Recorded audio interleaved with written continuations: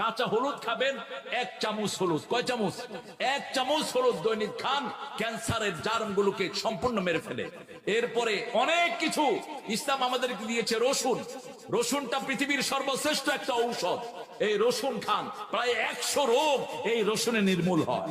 এই সবগুলো রাসূল খাওয়া শিখিয়েছেন, কিন্তু আমরা সেই খাদ্যাভ্যাসগুলো গড়ে তুলি না। আতিউল্লাহ ওয়ার রাসূল, রাসূল কখনো এশার পরে খান নাই। বলেছেন ইযা উকিমাতুস সালাত এশা ওয়াল আশা ফাকাদ্দিমুল আশা, বুখারী হাদিস। এশার নামাজের ইকামত হলো আর রাতের খাবার আসলো, আগে রাতে খাবার খাও, তারপরে এশার নামাজে যাও। এশার পরে শুইতে নিষেধ করেছেন রাহমাতাল লিল। এশা খাওয়ার খেয়ে তোমরা কখনো শুইতে যাবা না।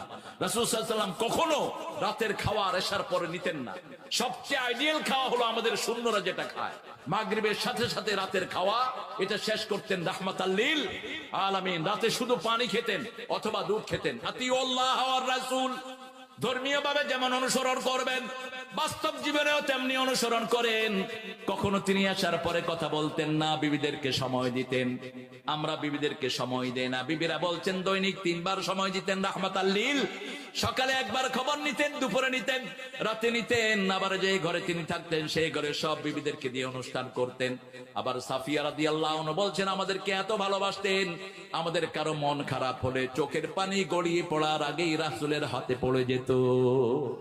সাফিয়া বলছেন আমাকে একদিন উম্মে সালমা বললেন, হে ইহুদির মেয়ে, আমি কাঁদছিলাম, আমার চোখের পানি নিচে পড়ার আগেই দেখি যে একটা হাত, তাকিয়ে দেখি রাহমাতাল লিল আলামিন আমার চোখের পানি মুছে দিয়ে বলছে সাফিয়া, সাফিয়া তুমি কাঁদছো কেন? কয়বার দুর্গে যখন মুসলমানরা বিজয় লাভ করে তখন সাফিয়ার আত্মীয় মারা যায় সেখানে, সাফিয়ার স্বামী এবং সাফিয়ার শ্বশুররা সেখানে অ্যারেস্ট হয়ে যায়। তো সাফিয়া বহু আগেই স্বপ্ন দেখেছিল পূর্ণিমার চাঁদ তার কোলে এসেছে। সুবহানাল্লাহ বলতে ইচ্ছা করে না? স্বামীকে যখন বলল যে আমি স্বপ্ন দেখেছি, I dream full moon is on my lap, পুরা চাঁদটা আমার কোলে, সাফিয়ার জামাই ছিল খুব শিক্ষিত, একটা চটকনা মেরেছে। কারণ পূর্ণিমার চাঁদ বলা হতো রাহমাতাল লিল আলামিনকে।